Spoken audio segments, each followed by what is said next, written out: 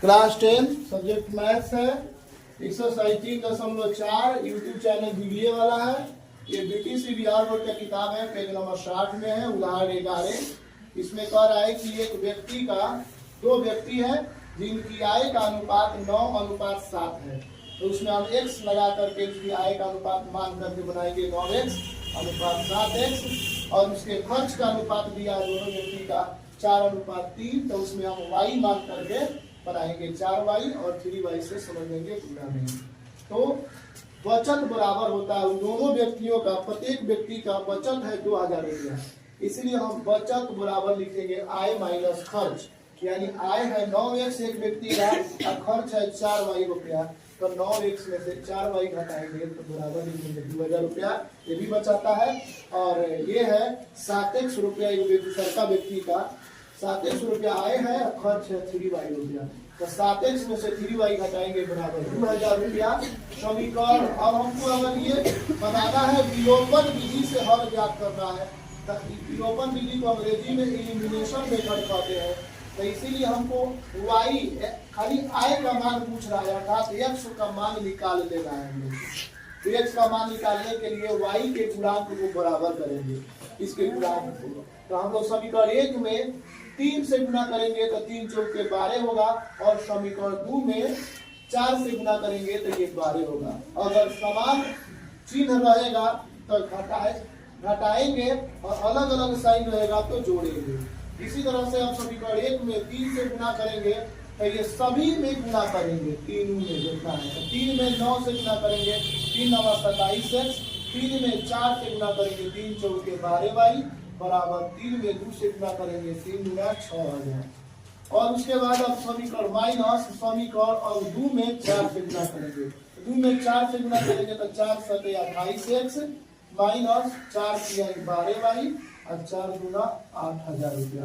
अब दोनों समान साइन है तो प्लस प्लस है, तो अब घटाते हैं जब तो साइन बदल जाता है, प्लस का माइनस, माइनस का प्लस और प्लस का माइनस। जैसे ही घटाएंगे तो ये प्लस 12y हो गया, माइनस 12y के लिए कट जाएगा, और 27x में से माइनस 28x जब घटाएंगे तो प्लस माइनस घटता है, बड़ा वाला साइन उतरता है।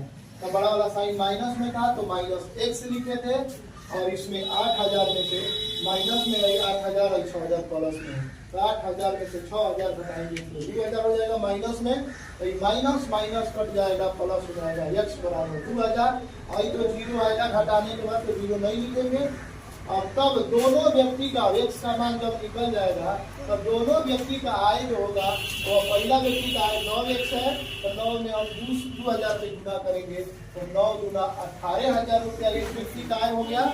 और दूसरा व्यक्ति का आय जो होगा वह 7x है, दूसरा व्यक्ति का आय 7x है, पहला का 9x है, दूसरा का 7x है। तो 7 में 2000 से गुना करेंगे 7 गुना 14000 आएगा।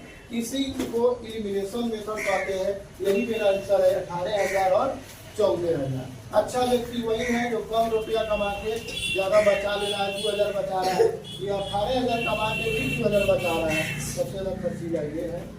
तो इसी तरह के वीडियो को देखने के लिए लाइक और सब्सक्राइब करें। यदि वीडियो पसंद में आ रहा है तो अपने दोस्तों के साथ शेयर करें। 10वां क्लास का कंप्लीट मैथ इस चैनल पे पढ़ाया जाएगा। क्लास 10 का ये क्वेश्चन नंबर उदाहरण है, अभी उदाहरण जस्ट 11 बनाए हैं, अब उदाहरण 12 बनेगा।